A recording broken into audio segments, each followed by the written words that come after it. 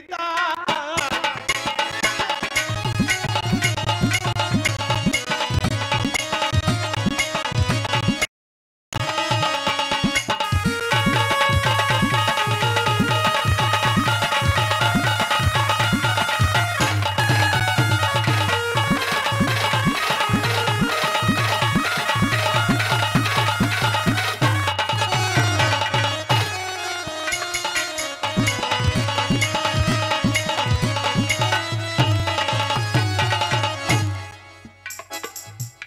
जितने भी अवतार हैं, कोई भी अवतार बगैर शक्ति के नहीं है।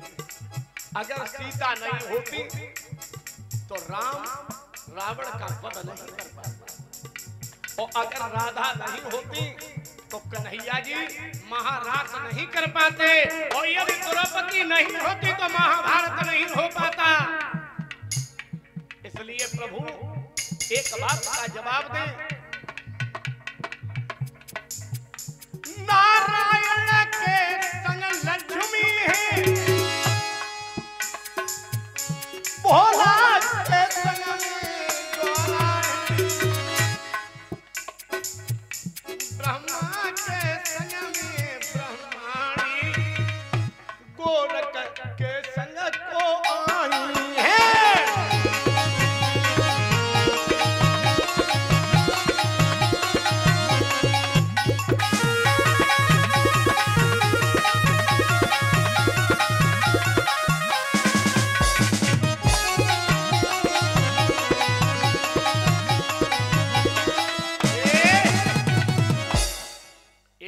से कहने लगी, महाराज एक बात पहले और बताओ, इस संसार में जितने भी अवतार हुए पहले शक्ति भूतल पर आई है, उसके बाद में देव का अंश आया।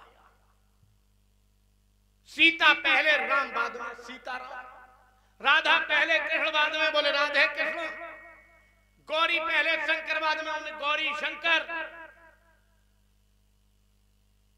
महाराज लक्ष्मी पहले और नारायण बाद में लक्ष्मी नारायण। एक भी ऐसा अवतार बता दो जिसके साथ में शक्ति ना हो, और शक्ति सबसे आगे है और शक्तिमान उसके पीछे।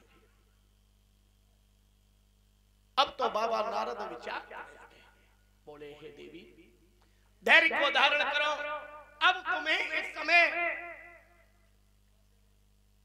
श्री शिव गोरक्ष कथा श्रवण करने की पूर्ण जरूरत है, और कृष्ण कथा हमें मोक्ष की ओर ले जाती है। भागवत महापुराण को श्रवण करने से परीक्षित जी को मोक्ष, गीता के ज्ञान से हमें, गीता से हमें ज्ञान की उत्पत्ति होती है, राम कथा हमें मर्यादा सिखाती है। इसलिए हे देवी श्री शिव गोरक्ष कथा मन वांछित फल प्रदान करती है। आज मैं तुम्हें बताता हूं कि गोरक्षनाथ इस भूतल पर अवतरित कैसे हुए। कहने लगे बाबा नारद, हे मैया, जब विष्णु का अवतार हुआ तो लक्ष्मी जी का आगमन प्रथम था, इसमें कोई दो राय नहीं थी। जितने भी अवतार हुए, सीताराम, गौरी शंकर, राधा कृष्ण, यानी कि सबसे पहले आदि की भवानी, आदि की शक्ति आगे आई। इसलिए मैं तुम्हें अब कथा में बताता हूं कि देवी शक्ति किस शक्तिमान के अधीन है, क्योंकि नहीं तो सभी के साथ में शक्ति का नाम पहले है। मैया पार्वती को बिठा लियो है, स्वयं उच्च आसन पर बैठ गए हैं बाबा नारद, और श्री शिव गोरक्ष कथा को श्रवण कराने लगे। देवी बात उस समय की है जिस समय इस कराल काल में का शुभारंभ हुआ। भूतेश्वर भोलेनाथ नित्यप्रत अपनी तपस्या में लीन रहते हैं। एक दिन मैया पार्वती ने मन में एक विचार किया कि आखिरकार भोले बाबा किसकी तपस्या करते हैं, और नित्यप्रत ये अपने आप में मगन रहते हैं, कारण क्या है? भोले बाबा के से जाकर मैया पार्वती पूछने लगी, बाबा एक कारण हमें बताओ, तुम नित्यव्रत हमेशा किसके तपस्या करते हो और किसके नाम में हमेशा मगन रहते हो? ऐसा कौन है जिसका नाम जपकर आप उनके लिए अधीन रहते हो? देवी पार्वती को भोले बाबा कुछ कह पाते? उससे पहले देवी पार्वती ने हाथों में एक माला देखी, गले में माला देखी, कहने लगे प्रभु एक बात बताओ। कहने लगी पार्वती प्रभु एक बात बताओ, तुम्हारे गले में जो ये माला पड़ी है इस माला का सत्यता का रहस्य क्या है? ये माला तुम्हारे गले में क्या मतलब है? भोले बाबा कहने लगे पार्वती सत्य तो ये है देवी, ये माला तुम्हारे ही सर है। जब जब तुम इस भूतल पर अवतरित हुई हो और तुम्हारे मृत्यु के उपरांत ये नरमुंड की माला, नई मुंड एक मणिक बनाकर मैं माला के रूप में पिरो लेता हूं। देवी पार्वती कहने लगी बहुत अच्छा, इसका मतलब मैं समझ गई, इसका मैं मतलब समझ गई कि तुम माला का जाप किया करते हो, यानी कि तुम्हारे अंदर जो शक्ति है वो शक्ति का प्रतिफल तो मैं ही हूं।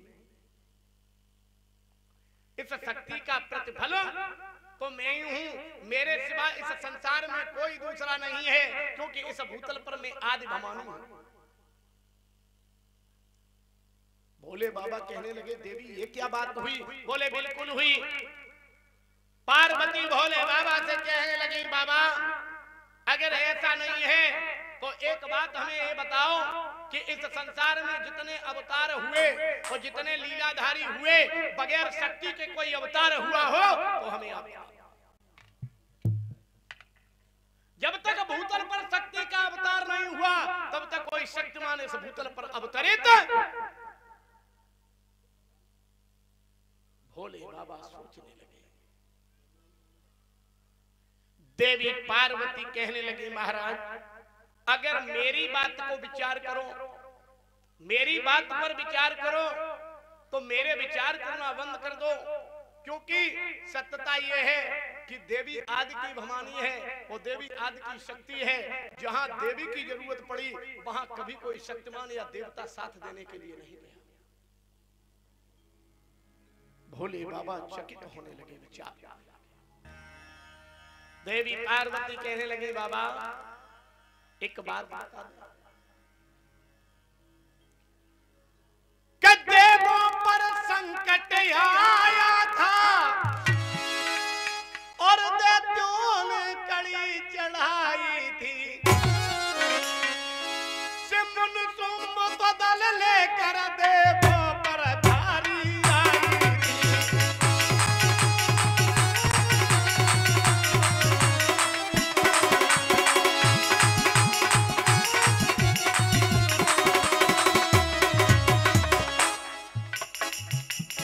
देवताओं पर संकट आया, सिंह निशुंभ सेना को लेकर आए। मेरे भगवत प्रेमियों, हे प्रभु वो समय याद है ना तुम्हें? देवता तो हिम्मत हार गए, वो तुम्हारे ही पास में आए थे, तुमने तो खुद बोला सुन ले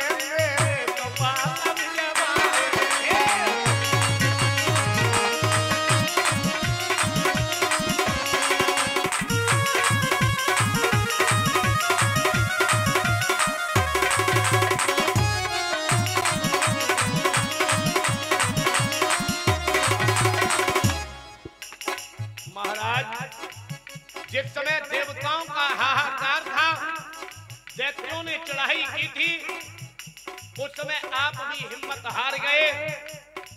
और सत्य यह है कि उस समय सभी देवता गण हमारे पास में आए। धर के तो रूप तब काली को दैत्यों ने संहार किया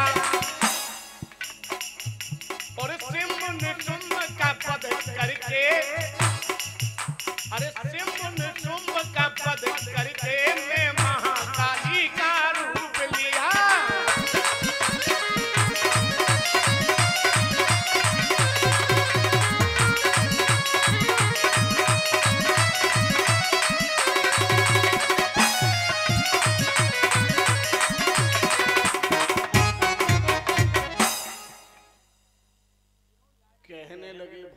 बाबा। देवी पार्वती कहने लगी बाबा याद करिए वो क्षण, याद करिए वो पल जिस समय मेरे सिवा तुम्हें दूसरा कोई दिखाई नहीं देता था, और उस समय भी आप अपने आप को याद करिए जब महाकाली का मैंने रूप रखा तो हे भूतेश्वर भोलेनाथ उस समय आप भी जमीन पर पड़े हुए थे। भोले बाबा समझ गए कि इस समय देवी पार्वती को अहम है और गर्भ कियो सो हर से हार। देवी पार्वती बार बार कहने लगी सत्य तो यह है कि मेरे सिवाय संसार में कोई दूसरा नहीं है। शक्ति आदि की भवानी है। भूतेश्वर भोलेनाथ आज समझ गए कि मैया पार्वती को निश्चित है। जब ये मन में विचार किया, आज भोले बाबा जिसका ध्यान रखते हैं, भोले बाबा जिसका ध्यान रखते हैं उसी का ध्यान लगाया भूतेश्वर भोलेनाथ। मेरे भगवत प्रेमियों ध्यान रहे, इस संसार में हम जब भी किसी देवता का नाम लेंगे तो पहले शक्ति का नाम लेंगे, उसके बाद में हम शक्तिमान का नाम लेंगे।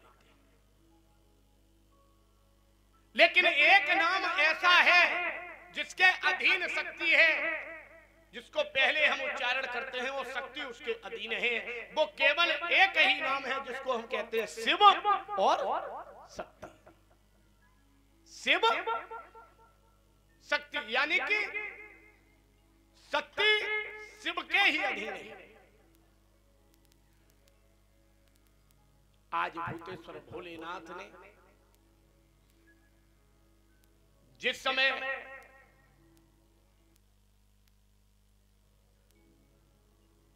कि निर्विकारं निरामय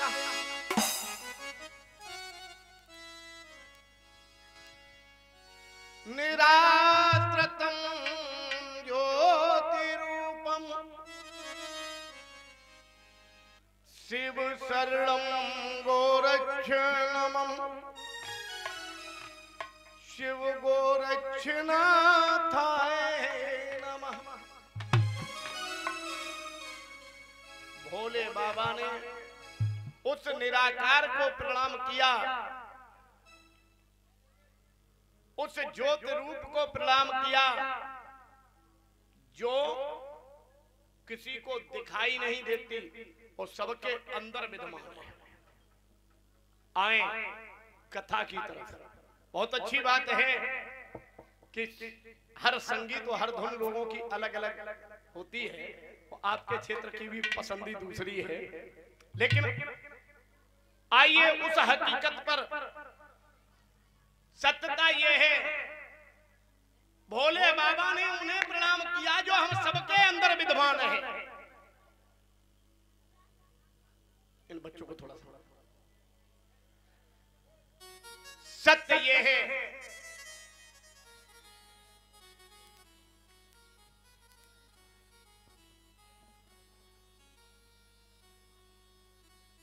सत्य यह है कि हमारे आपके अंदर जो विद्यमान है वो वही निराकार है, ईश्वर अंश और जीव। ईश्वर किसी ने देखा हो तो बताओ, अगर किसी ने ईश्वर को देखा हो तो बताओ, ईश्वर की कोई फोटो देखी हो तो बताओ, ईश्वर का कोई मंदिर देखा हो तो बताओ। भोले बाबा ने उस निराकार को नमन किया, और जब किनकी ईश्वर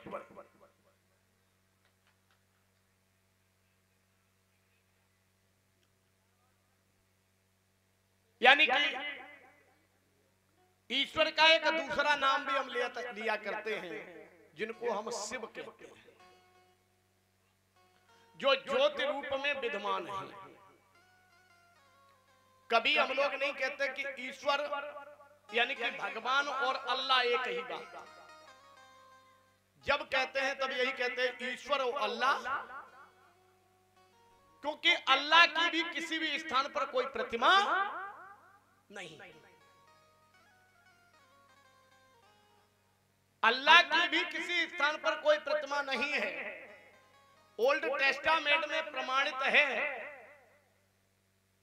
कि जिस समय इस्लाम धर्म के छठवें पैगंबर हजरत मूसा सिनाही यहोवा नामक पर्वत पर जाकर जब इन्होंने साक्षात किया कि अल्लाह कौन है, तो उस निराकार को ही अल्लाह का रूप माना। जीसस नाम के साइंटिस्ट ने सब वैज्ञानिक को फेल होने के बाद में कि इस वैज्ञानिक को भी कौन चलाता है, तो उन्होंने अपने साक्षात्कार में लिखा कि लाइट इज गॉड, यानी कि ये ज्योत रूप ही ईश्वर है।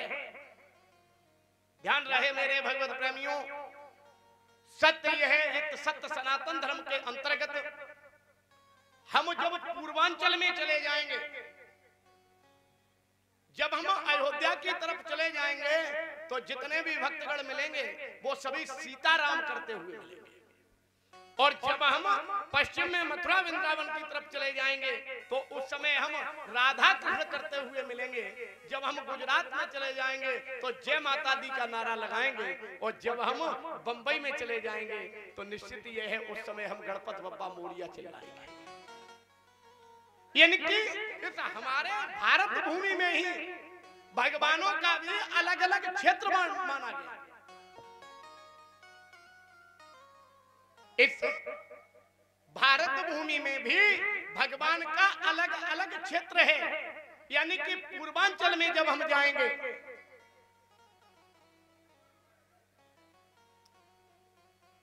तो हम सीताराम चलाएंगे मेरे भगवत प्रेमियों। लेकिन एक नाम ऐसा है जो समूचे भारत ही नहीं, समूचे विश्व में हर जगह जिसको मानते हैं, वो एक ही नाम है, तो शिव है।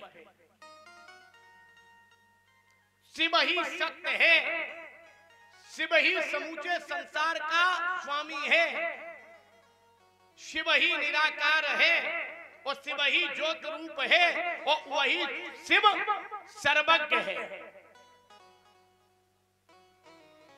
मेरे भगवत प्रेमियों, समूचे विश्व में, इस भारत में जब हम शिव की अगर गणना करने को लिए जाते हैं, तो इन चारों दिशाओं में पूरब पश्चिम उत्तर दक्षिण हर जगह अमरनाथ, केदारनाथ, सोमनाथ और बद्रीनाथ, अमरनाथ, सोमनाथ, केदारनाथ और बद्रीनाथ हर जगह चले जाएंगे। चाहे वो गंगा का कोई भी घाट हो, शिवलिंग हर जगह उपस्थित मिलेगी। चाहे वो किसी भी मथुरा वृंदावन हो, शिवलिंग वहां पर भी उपस्थित मिलेगी। और चाहे आप अयोध्या धाम में चले जाएं, शिवलिंग। इसलिए शिव ही सत्य है, शिव संपूर्ण जगत का स्वामी है, शिव निराकार है। सत्यम धारम पशुतैलम दयाव्रती क्षमा सिखा। यानी कि वही शिव हमारे हृदय में भी विराजमान है। हम कभी भगवान हमारे आदर्श हैं, भगवान हमारे प्रेरणा स्रोत हैं, भगवान हमारे विचारों के मंथन हैं। हम भगवान के ही पद चिन्हों पर चलकर अपने जीवन को सफल बनाना चाहते हैं। प्रभु राम हमारे आदर्श हैं मेरे भगवत प्रेमियों। लेकिन जब हम कहते हैं तो एक ही बात करते हैं कि हे ईश्वर तेरे बंदे हम किसके बंदे हैं? भोले बाबा ने आज उसी समय ध्यान लगाया उस निराकार का कि हे प्रभु, अब कराल कलिकाल ये कलयुग आने वाला है, इसमें आगे हम अवतारों का काम चलने वाला नहीं है। अब तुम्हारी जरूरत है मेरे भगवत प्रेमियों। सतयुग, द्वापर, त्रेता और कलयुग में ब्रह्मा विष्णु महेश अवतरित होते रहे, लेकिन इस कराल कलिकाल में जब अवतार हुआ तो आए बोल गोरक्षनाथ महाराज की जयकारा कम से कम इतना हाथ ऊपर करते हुए लगाते रहे कि गोगा जी महाराज समझ ले कि भक्तगण हमें याद कर रहे हैं। बोल हरवीर महाराज की, गुरु गोरक्षनाथ की, लीला घोड़ा महाराज की।